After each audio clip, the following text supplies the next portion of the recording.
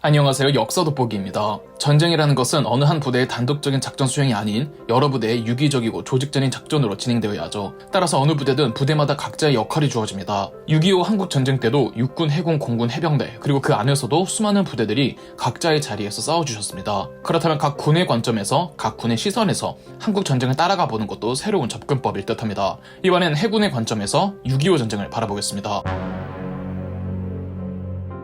대한민국 해군 역시 해방 후 미군정 주도로 1946년 조직되었던 조선국방경비대를 모태로 하고 있습니다. 조선국방경비대에서 육해 공군이 갈라져 나왔죠. 조선국방경비대에는 훗날 육사의 전신이 되는 군사영어학교 출신의 장교들과 광복군, 관동군, 일본군 등 출신의 병사들이 혼재해 있었는데요. 거의 전부가 육군이었습니다. 그나마 관동군과 일본군 출신들이 있기는 했지만 전문성이 유독 필요한 해군이나 공군은 이제 갓 독립한 국가에서는 불모지나 다름없었는데요.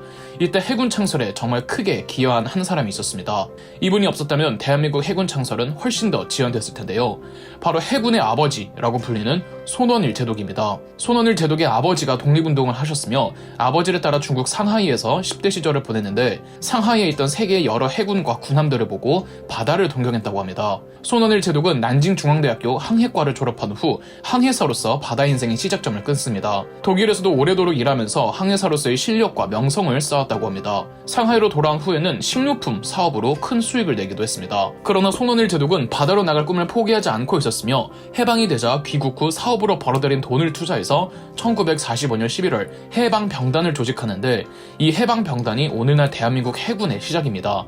미군정이 조선국방경비대를 조직하기도 전이었죠. 1946년 미군정이 조선국방경비대를 만들고 해군 창설을 위해 국방경비대 예하에 조선해안경비대를 조직했는데 미군 입장에서는 항해사로서의 경력도 길고 해방병단을 사적으로도 조직할 정도의 항해 능력을 갖춘 손원일이 있으니 손원일을 섭외해 조선해안경비대의 총사령관으로 임명했습니다. 그러나 감투는 받았으나 현실은 녹록지 않았습니다. 이제 막 독립한 나라에 배가 어디 있겠어요. 해군이 있는데 배가 없는 거예요. 그럼에도 손원일은 투자와 지원을 어떻게든 얻어내어 조함청을 만들고 훗날 해군사관학교의 전신이 되는 해군병학교를 설립하고 주요 항구 도시에 초보적이나마 기지의 부지를 마련하는 등 해군 조직의 기틀을 마련하기 위해 애를 썼죠. 조선해안경비대는 진해를 가장 중요한 거점으로 삼고 해안경비 및 훈련에 나섰는데 물론 이들이 탔던 배는 경비정 정도이지 군함은 아니었습니다. 1948년 대한민국 정부가 공식적으로 수립되면서 조선국방경비대는 국군 육군으로 개편, 예하부대였던 조선해양경비대는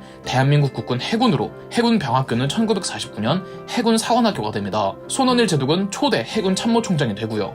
1949년 9월 손원일 제독의 강력한 주도로 대한민국 해군이 처음으로 구입한 군함이 PC-701 백두산함이라는 600톤급 구잠함이었습니다. 구잠함은 잠수함을 탐지해서 대적하는 대잠함정을 말합니다. 비록 엄청난 성능을 자랑하는 수준은 아니었지만 장교, 병조장들, 하사관들, 수병들이 월급의 일부를 해군 부인회의 바자회 사업과 일반 국민들의 성금으로 마련한 돈으로 구입한 우리나라가 최초로 구입한 전투함이었다는 점에서 의의가 크죠. 더불어 손원일 제독이 멋있는 게 독립운동에 이바지한 집안답게 일본군 출신들을 해군에 거의 등용하지를 않았습니다. 손원일 제독은 더 많은 전투함들을 사들여야 한다고 생각해 해외를 이리저리 뛰어다녔습니다. 그렇게 미국에 있을 때 6.25 전쟁이 발발하죠. 6.25 전쟁 개전 당시 기준 대한민국 해군은 해병대 포함해서 6,900명 정도, 북한군 해병은 1만 명 정도였습니다. 함정의 수도 북한 함정이 대한민국의 함정보다 3배 정도 더 많았죠. 당시 대한민국의 해군 기지로는 목포, 묵호, 부산, 인천, 군산, 포항, 진해에 있었습니다. 6.25 전쟁이 발발하던 그날 새벽 북한군 육군이 내려오는 것에 맞춰 북한군 해군도 동해바다를 통해 내려오기 시작했습니다. 오늘날 동해 묵호항이 있는 묵호경비대 앞에 이 옥계 해상에 북한군의 무장수송선 3척을 발견하고는 YMS-509 가평정이 출동합니다. YMS-509 가평정은 수중 지뢰를 탐지 및 제거하는 소해정입니다. YMS-509 가평정은 50분간 북한군 수송선 3척과 교전을 벌인 끝에 한 척을 격침시키고 한 척을 납포하자 나머지 한 척이 후퇴를 하면서 초기 북한 해군의 동해 진출을 저지시켰습니다. 이 해전이 6.25 전쟁 첫 해전이자 첫 승리를 거둔 옥계 해전입니다. 하지만 북한 해군의 침투 시도는 이건 그저 맛보기에 불과했습니다. 북한 해군의 목표는 동해바다를 통해서 부산을 공격하는 것이었습니다. 육군이 밀고 내려가면은 국군이나 유엔군이나 결국은 부산으로 밀릴 것이고 또 유엔의 각종 물자와 병력을 지원받을 때는 당연히 부산항을 이용하기 때문입니다. 북한군은 무려 1000톤급 무장수송선 한 척에 600명의 북한군을 싣고 부산으로 향합니다. 이때 대한해협 근처에 우리나라 최초의 전투함 PC-70의 백두산함이 있었고 북한 무장수송선을 탐지했다는 소식이 전해지자 바로 출동합니다. 이때까지 아직 손원일 제독이 미국에서 귀국하지 않았을 때여서 총참모총장이었던 김영철 대령이 대리 지휘를 했습니다. 600톤급 백두산함이 그것도 중고라 한 포가 녹이 쓸어 제대로 작동하지 않으면서도 김영철 대령이 지휘하에 분투를 했고 작동하는 한 포를 25발을 쏴서 5발을 맞추었고 특히 적선의 마스트를 맞춘 게 결정적이어서 북한 무장수송선이 그대로 침몰해버렸습니다. 이 해전이 대한해협 해전입니다. 배가 침몰했으니 적군은 전원 전사했을 것이고 아군 축피에는 2명의 전사자와 2명의 부상자가 나왔습니다. 백두산함이 이 고성능의 최신 전함도 아니거니와 열악한 환경에서도 그것도 실전 경험 한 번도 없는 승조원들이 이처럼 큰 승리를 거둘 수 있었던 건 김영철 대령의 현장 지휘와 손원일 제독이 그간 쌓아놓은 각고의 노력 덕분이었죠. 육군이 낙동강까지 밀렸던 걸 생각을 한다면 이걸 만약에 못 막아서 부산에 북한군이 상륙했다면 전쟁은 얼마 안 가 바로 우리의 패배로 끝났을 것입니다. 손원일 제독은 귀국을 하자마자 인천 상륙작전을 준비합니다. 한국 함정은 PC-70인 금강산함을 포함해 15척이 투입이 됐습니다. 원래 한국 해군은 참여를 안 하는 것이었는데 손원일 제독이 메가더를 설득해서 이 기념비적인 작전에 한국 해군을 참여시켰던 거죠. 유엔군 최고지휘관은 메가더, 국군 최고지휘관은 손원일 제독이었는데 원래는 손원일 제독은 기함에 승선을 해서 작전을 지휘하는 역할이었는데 전투 도중에 손원일 제독이 연락이 안 되는 겁니다. 알고 보니 어차피 총 지휘권은 유엔군에 있는 거 손원일 제독이 직접 소총 들고 인천 상륙작전을 하고 있는 거였죠. 그리고 서울 수복할 때까지 손원일 제독은 직접 병사들과 같이 뛰었습니다. 서울 수복 후 국군과 유엔군은 수도 서울을 탈환했다라는 포고문을 처음 발표한 사람도 손원일 제독이었습니다. 인천 상륙작전 이후 육군의 북진과 더불어 해군도 마쳐 북진을 했고 장전, 원산, 진남포 등의 해군 전진기지를 설치하였습니다. 이후로는 주로 기뢰를 소해하는 작전을 주로 펼치죠.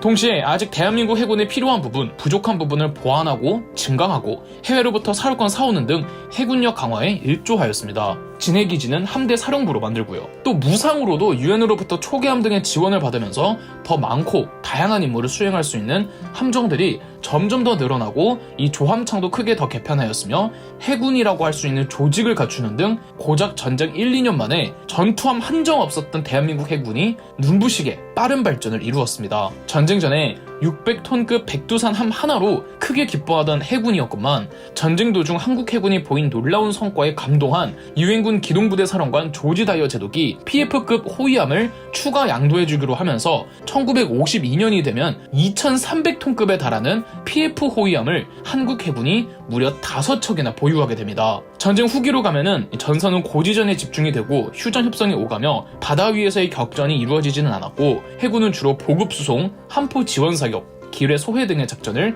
이어나갔습니다. 전쟁이 끝나고도 한국 해군은 발전을 멈추지 않아 동해의 제1함대, 서해의 제2함대, 남해의 제3함대까지 확장시켰으며 해외 파병까지 갈 정도로 강력한 해군이 되었죠. 그리고 함정 역시 어디에서 꿀리지 않을 정도의 수준으로 진화하였습니다. 6.25 전쟁이 육군 위주의 전투 중심으로 알려져 있다 보니 타부대의 영웅적인 활약상이 잘 전해지지 않지만 대한해협 해전을 비롯해 해군의 역할도 매우 컸기에 3년을 우리가 싸울 수 있었던 겁니다. 그럼 역사돋보기였습니다. 저희 역사돋보기가 멤버십 가입을 시작했습니다.